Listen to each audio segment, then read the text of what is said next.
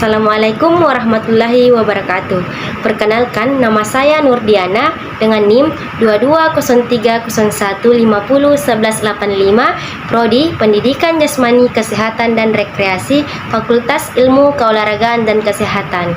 Pertama-tama yang saya hormati Bapak Dr. Andes Ahmad Adil, MPD, selaku dosen mata kuliah Filsafat Penjas dan Olahraga, dan teman-teman sekalian yang saya banggakan.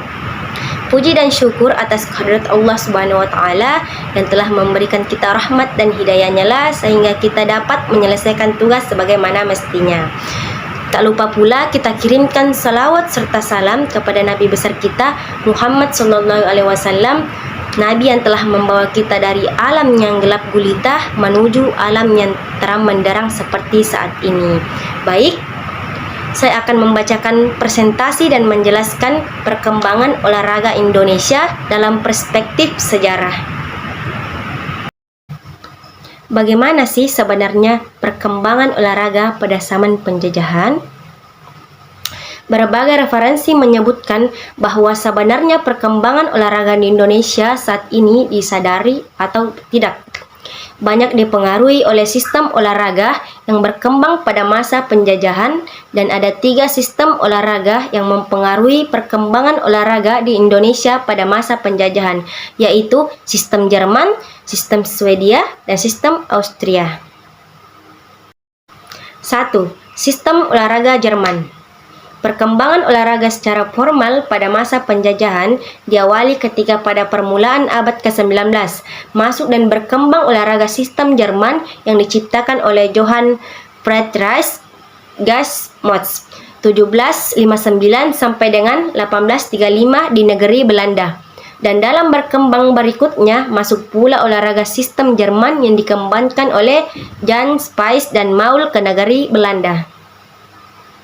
Salah satu karya Gusmus yang terkenal adalah sebuah buku yang berjudul Gymnastik for die Jugend. Buku ini secara mengkaji tentang permainan. Menurutnya, secara garis besar, permainan mempunyai 3 fungsi utama, yaitu 1.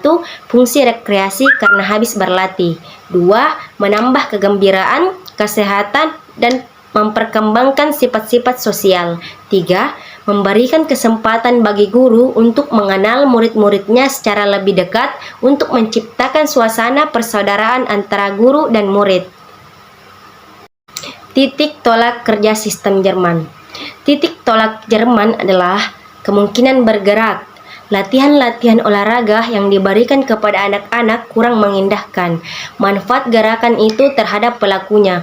Karena itu, faktor-faktor pedagogis dan psikologis tidak diperhatikan sama sekali. Hal ini disebabkan latihan-latihan olahraga menurut sistem diciptakan untuk kalangan militer, tidak untuk anak sekolah. Kaidah penting sistem Jerman. Menurut Gusmus, ada 3 kaidah penting yang harus diperhatikan dalam latihan-latihan olahraga secara general, yaitu 1.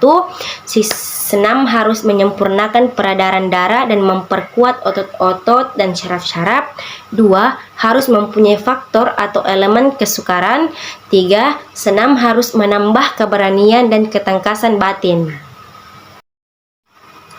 2. Sistem olahraga Swedia. Masuknya ke Indonesia, sistem olahraga Swedia yang dikembangkan oleh Per Hendrik Ling yang mula-mulanya dibawa oleh perwira kesehatan Angkatan Laut Belanda, Dr. H.P. Minkema.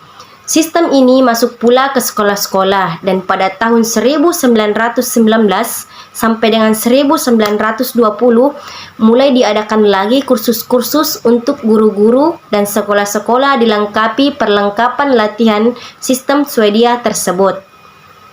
Apa sih perbedaan sistem Swedia dan Jerman? Perbedaan pokok sistem Swedia dengan sistem Jerman terletak pada titik tolak kerjanya. Jika titik tolak kerja sistem Jerman adalah kemungkinan gerak, maka sistem Swedia didasarkan pada guna gerak.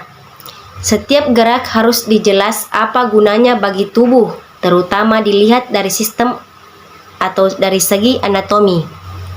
Latihan yang tidak jelas gunanya dibuang atau tidak layak diberikan.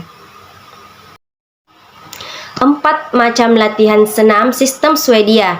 1. Senam militer dalam bentuk latihan ketangkasan dengan menggunakan alat sehingga dapat menghadapi lawan. Tujuan latihannya diarahkan untuk membentuk keselarasan antara senjata dan pemakaiannya. 2. Senam medis.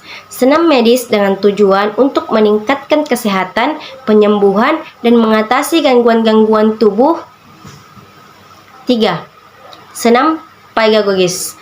Senam pedagogis adalah latihan senam yang dilakukan sendiri dengan tujuan keselarasan organ tubuh.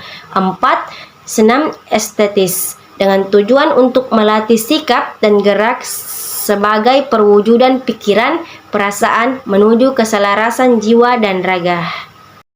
Ternyata adalah kelemahan pokok sistem Swedia. Apa sih?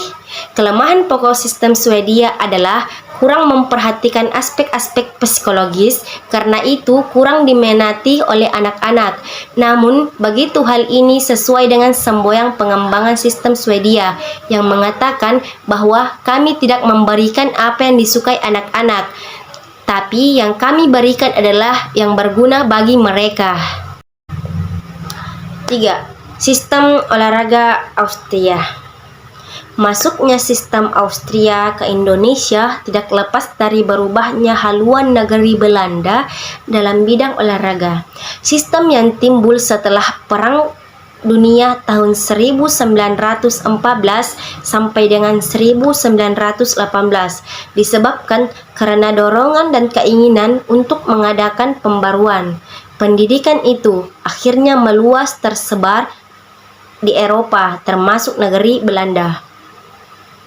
Karena sistem Austria ini sesuai dengan kemajuan zaman, maka sampai berakhirnya penjajahan Belanda di Indonesia, sistem tetap digunakan di sekolah-sekolah, bahkan guru-guru yang dididik antara tahun 1950 sampai dengan 1960 masih menerima pelajaran sesuai dengan gagasan Gotthoffel dan Streicher. Vom Kindeaus. Sistem Austria berpangkal pada anak von Kindeaus dengan memperhatikan aspek pedagogik dalam menyajikan latihan-latihannya. Latihan disusun secara sistematis dengan kategori berjenjang, normalisasi, pembentukan, prestasi, dan seni gerak. Setiap latihan harus mempunyai bentuk dan isi. Bentuk ditentukan oleh keadaan tubuh dan kemampuan, sedangkan isi memberikan arti dari latihan yang diberikan. Kelebihan sistem Austria. Dibandingkan dengan kedua sistem sebelumnya, sistem Austria memiliki banyak kelebihan, terutama karena sistem ini memperhatikan aspek-aspek pedagogis, psikologis, dan fisiologis anak. Karena itu pula sistem ini sampai saat sekarang masih banyak digunakan di sekolah-sekolah Indonesia ketika Jepang menyerahkan kepada tentara sekutu pada pertengahan bulan Agustus 1945. Para pemuda Indonesia telah siap fisik dan mentalnya menghadapi tantangan baik dari Jepang, Inggris maupun Belanda dalam mempertahankan kemerdekaan yang diproklamirkan pada 17 Agustus 1945. Kesimpulan, perkembangan olahraga di Indonesia dalam perspektif sejarah merupakan bagian integral dari kebudayaan manusia, juga merupakan bagian dari hidup manusia, dan karena Indonesia saat itu dijajah oleh bangsa Belanda, maka olahraga bangsa Indonesia juga dipengaruhi oleh bangsa Belanda sekaligus Eropa. Sebab pada saat bersamaan, bangsa Belanda sendiri menerima banyak pengaruh dari negara-negara Eropa, seperti Jerman, Swedia, dan Austria.